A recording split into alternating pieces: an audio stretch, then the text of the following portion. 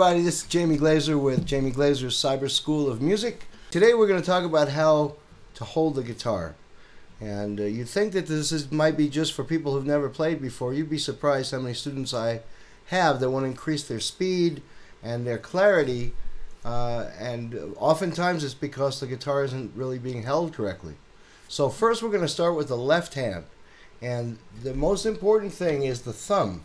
While there are a few chords like this that I hardly ever use, that some people use their thumb for certain voicings, it's certainly possible. We don't use it very much. So generally, we keep the thumb between the middle of the neck here and the trim, this part here, right? So when you're playing a chord, let me get rid of my chinchilla here so you can see. Okay. You see, with the different chords, the thumb moves.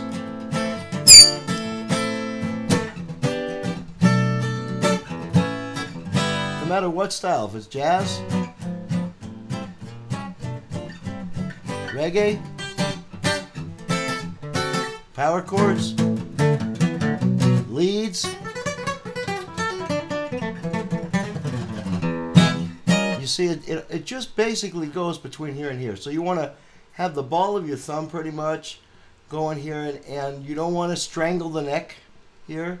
You want to keep it comfortable so it can move back and forth. Now, what's interesting about this is no matter what the size of your hand is, if it's a very large hand or a small hand, I've got pretty small hands, it always works out the same way.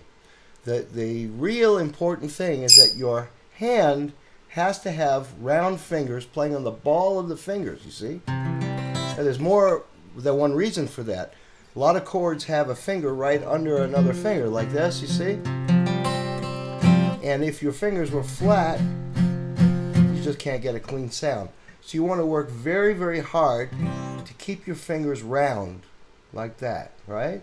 A good exercise to get that going would be a very simple first finger on the first fret, second finger on the second fret, third finger on the third fret, fourth finger, and be careful, this is what I call the pancake finger.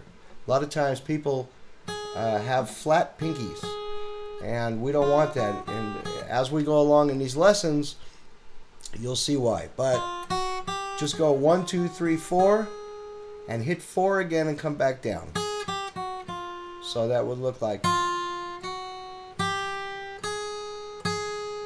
Okay.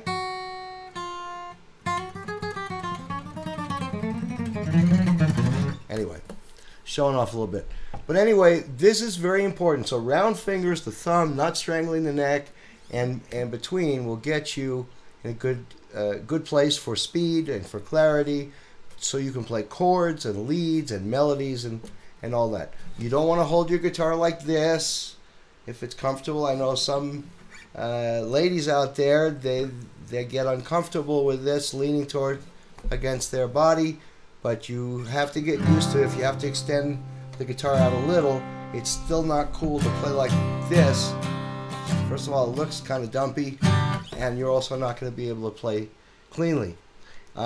In terms of the footstool, some of you have read from classical sites that a footstool might help you, and in a lot of those cases they have a stool, they lift their leg up. That's certainly useful for some classical music. I don't use a footstool when I play, even when I play classical. I let my body and my arm hold that. Okay, so that is the beginning of playing using good posturing with the left hand. Now with the right hand, that's a lesson all to itself, but I just want to start you off today, and I want you to make a fist. There you go. And you want to put the pick between the first finger and the thumb, like that. Okay? And for this week, I want you to practice just playing with your hand basically horizontal to the strings. So if you've been playing like this, you see how I'm pointed down? Then I want you to start to correct that slowly to the point where you're playing basically horizontal to the strings. We're going to get way more into this as the lessons continue. Now, this speed lessons are probably the most popular thing that my online school offers, because you can take a lesson for 5 minutes or 10 minutes or 15 minutes, and of course the prices are much lower for that. I find that people who don't have the money for a full out lesson find this a very convenient thing, you know. It's also for professionals who just want to call in and say, look, Jamie, can you help me with this particular thing? So speed lessons have really almost, they're way more popular than my regular lessons at this time. You can find speed lessons or sign up for them at gotocyberschool.com. Also, I'm really proud to tell you that my new video, which teaches you how to sight read music and read music like a professional does, which was really never been taught before, is doing really, really well.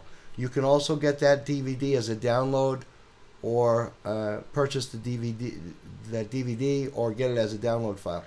So that's also at gotocyberschool.com, G-O-T-O cyberschool.com. Anyway, we're going to try to do weekly lessons here. I'll also have a series for advanced students, so stay in touch. And for Boye, say hello to the people out there. This is Boye. She's a 7-year-old green cheek conure, my assistant, my associate. We thank you for visiting. See you next time.